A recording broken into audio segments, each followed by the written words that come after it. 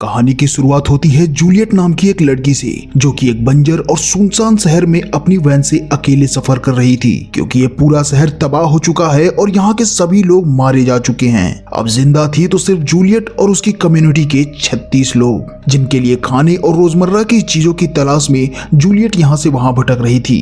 Van में Juliet के साथ एक बंदूक, कुछ फ्लेयर्स और अपने पति की फोटो है, जिसे वो बहुत ज्यादा मिस करती थी। कुछ दूर चलने के बाद जूलियट की नजर एक गैस स्टेशन पर पड़ती है और वो वहाँ कुछ देर के लिए रेस्ट करने का सोचती है, पर कुछ अजीबोगरीब आवाज के चलते जूलियट डर के मारे इस गैस स्टेशन को छोड़ देती है।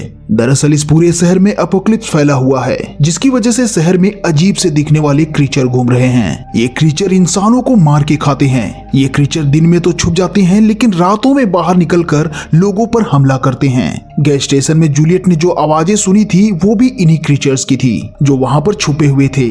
यहाँ जूलियट वैन में बैठती है और यहाँ से जाने लगती है। साथ ही इंटरकॉम के जरिए अपने कमांडर से बात भी करती है, जो उसे उन क्रीचर्स के बारे में बताता है और अपना काम सेफली करने को कहता है। जूलियट डर जाती है और देखती है कि इंटरकॉम की बैटरी भी डेड होने वाली है। साथ ही उसके पास ज्यादा सामान भी नहीं था और रात भी होने वाली थी, इसीलिए जूलियट लॉन्ग रूट को छोड़कर शॉर्ट रूट पर अपना वैन घुमा देती है। जहाँ कुछ दूर जाने पर उसे एक वैन नजर आती है।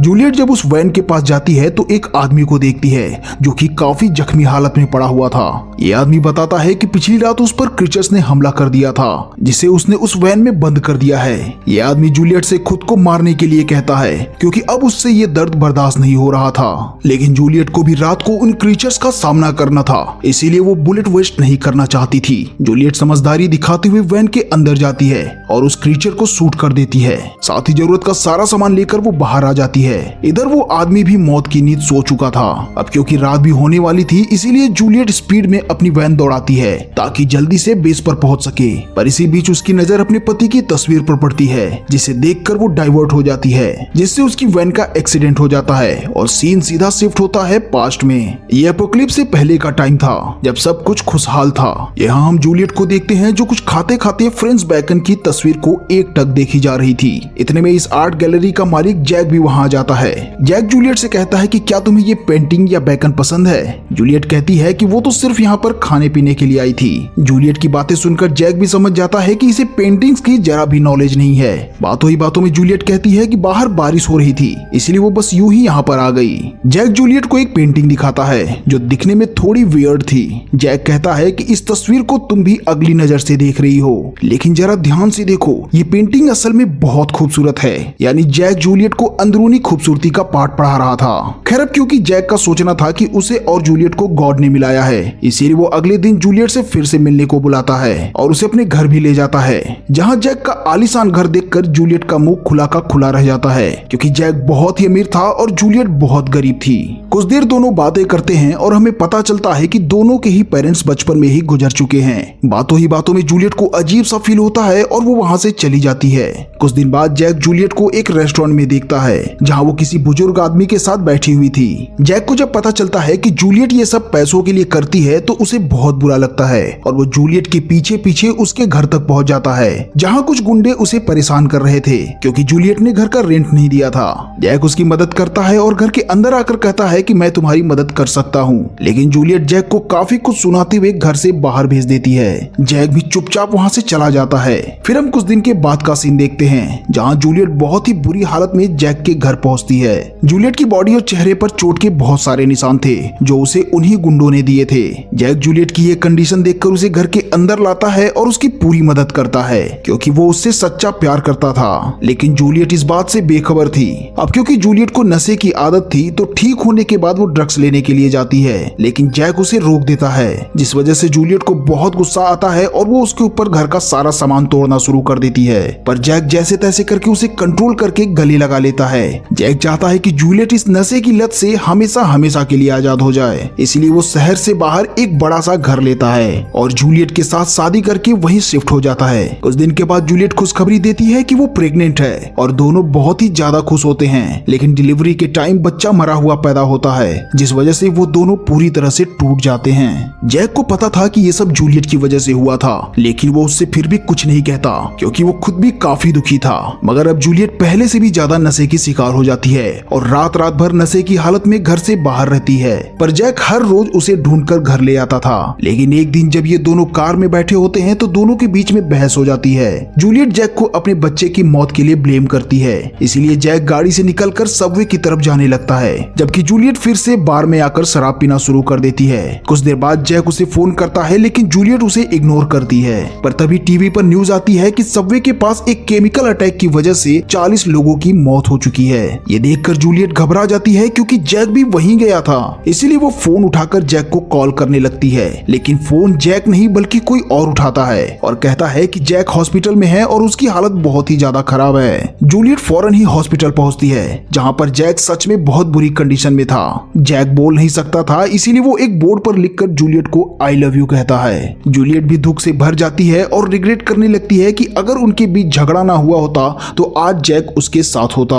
ये सोचकर जूलियट रोने लगती है क्योंकि वो जैक को खोना नहीं चाहती थी। अब कहानी सीधा अगले दिन शिफ्ट होती है, जहां जूलियट हॉस्पिटल में आती है, पर वो देखती है कि जैक का बेड खाली है। डॉक्टर उसे इन्फॉर्म करते हैं कि उसकी बॉडी में इन्फेक्शन काफी ज्यादा बढ़ गया था, इसीलिए उसकी डेथ हो गई और हमें तुरंत ही उसका फ्यूनरल करना पड़ा। ये सुनकर जूलियट पूरी तरह से टूट जाती है और जैक के साथ बिताए हुए लम्हों को याद करके रोने लगती है। जूलियट अब बिल्कुल अकेली पड़ जाती है और इसी के साथ कहानी एक बार फिर से प्रेजेंट टाइम में शिफ्ट होती है, जहाँ जूलियट को होश आ जाता है, लेकिन उसका एक पैर वैन में ही अटक चुका था। जूलियट को पास में पड़ी उसकी गन नजर आती है, जिसे खींचने के लिए वो वायर की मदद लेती है, पर वो कामयाब नहीं हो पाती। आखिरकार जूलियट हिम्मत करती है और दर्द को सहते हुए अपने पैर को बाहर निकाल लेती है। यहाँ हम देखते हैं कि उसके पैर की हड्डी टूट चुकी थी और वो बाहर आ रही थी। दर्द बहुत हो रहा था, पर जूलियट उस पर अल्कोहल डालकर अपने ही हाथ से अपनी हड्डी को अंदर करके पैर को बांध लेती है। साथ ही रेडियो के जरिए वो बेस से कांटेक्ट करने की कोशिश करने लगती है, लेकिन बदकिस्मती से उसकी किसी से बात नहीं हो पाती। अपनी सेफ्टी के लिए जूलियट जल्दी से बंदूक उठाती है और वो वापस से वैन में आ जाती है, क्योंकि रेडियो की आवाज से अट्रैक्ट होकर एक अजीब सा क्रीचर वहां आ चुका था। वो बिल्कुल इंसानों के जैसा ही था, बट उसकी शक्ल बहुत ही ज्यादा डरावनी लग रही थी। असल में ये सभी क्रीचर पहले इंसान ही थे, लेकिन उस धमाके की वजह से बचने वाले सभी इंसान क्रीचर में बदल गए और ये वही धमाका था जिसमें जैक की मौत हुई थी। इधर जूलियट को रेडियो पर बेस से कुछ आवाजें आती हैं, पर इससे पहले कि उसकी किसी से बात हो पाती, उसकी आवाज सुनकर ये क्रीचर भी जूलियट के पास आना शुरू कर देता है, जिससे बचने के लिए जूलियट रेडियो को बाहर फेंक देती है। वो क्रीचर भी उस रेडियो को उठाकर दूर फेंक देता है। इसके साथ ही जूलियट कुछ लाइट्स को भी बाहर फेंकती है, ताकि इनकी लाइट से वो रेडियो को देख सके, पर उसकी बुरी किस्मत की लाइट्स के चलते उस क्रीचर की नजर जूलियट पर पड़ जाती है और वो जूलियट पर हमला करने के लिए आगे बढ़ता है। जूलियट भी उस क्रीचर को देख लेती है, इसीलिए वैन में बैठकर गन पॉइंट पर उसका इंतजार करने लगती है, पर वो क्रीचर पीछे से आकर जूलियट को पकड़ लेता है। लेकिन तभी जूलियट वैन का एक्सेलरेटर दबा देती है, जिस वजह से क्रीचर डर जाता है और जूलियट को छोड़ देता है। कुछ देर के बाद वो दोबारा हमला करता है, पर इस बार जूलियट उसे शूट कर देती है। इतने में ही बेस से रेडियो पर कॉल आता है और वो जूलियट को अपना ट्रैकिंग डिवाइस ऑन करने के लिए कहते हैं, ताकि वो उसे लोकेट कर सके। जूलियट भी ऐसा ही करती है, पर बाहर वो क्रीचर अब भी उस पर हमला करने की फिराक में था।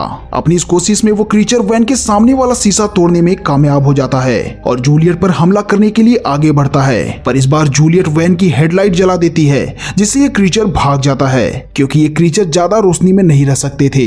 अब जूलियट अपनी बेस पर कॉल करती है, पर वो निराश हो जाती है क्योंकि बेस वाले खुद मुसीबत में थे। वो जूलियट से कहते हैं कि अगर तुम सुबह तक जिंदा रही तो हम तुम्हें जरूर बचा लेंगे। ये सुनकर जूलियट पूरी तरह से टूट जाती है। इतने में यहाँ से एक वैन गुजरती है, जिसकी आवाज सुनकर जूलियट हेल्प के लिए चिल्लाती है। जूलियट की आवाज सुनकर एक आदमी उसके पास आता है, लेकिन उसे बचाने की जगह वो उसे मारना शुरू कर देता है, क्योंकि ये लोग चोर और गुंडे थे जो लोगों को लूट के मार डालते थे। पर इतने में ही वहाँ वही क्रीचर आ जाता है और उस गुंडे को मारकर खाने लगता है। ये देखकर जूलियट बहुत ही ज्यादा घबरा जाती है, क्योंकि ये नजारा वाकई में बहुत डरावना था। इसीलिए वो खुद को ही शूट करने का डिसाइड करती है, लेकिन हिम्मत ना होने की वजह से वो रुक जाती है और इस क्रीचर का मुकाबला करने का डिसाइड करती है। वो फ्लेयर्स ऑफ पेट्रोल की केन लेकर बाहर आती है और फ्लेयर जलाना शुरू कर देती है।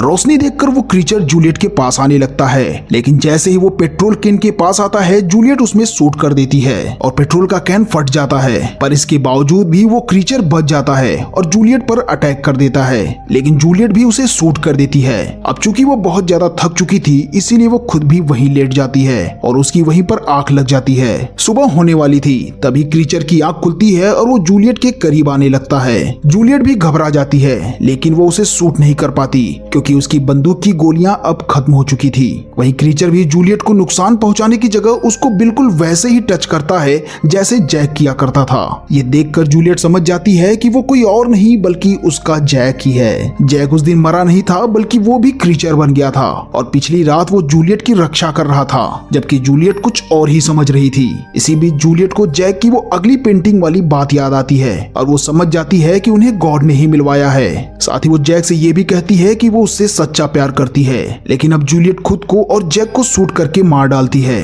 क्योंकि वो नहीं चाहती थी कि जैक किसी और को नुकसान पहुंचाए। और दोस्तों, इसी के साथ ये कहानी यहीं पर खत्म हो जाती है। तो दोस्तों, कैसी लगी आपको ये सच्चे प्यार, हॉरर और इमोशन से भरी ये कहानी? हमें कमेंट करके जरूर बताइएगा। साथ ही वीडियो अच्छी लगी हो तो इसे लाइक कर देना और चैनल को सब्सक्राइब कर देना।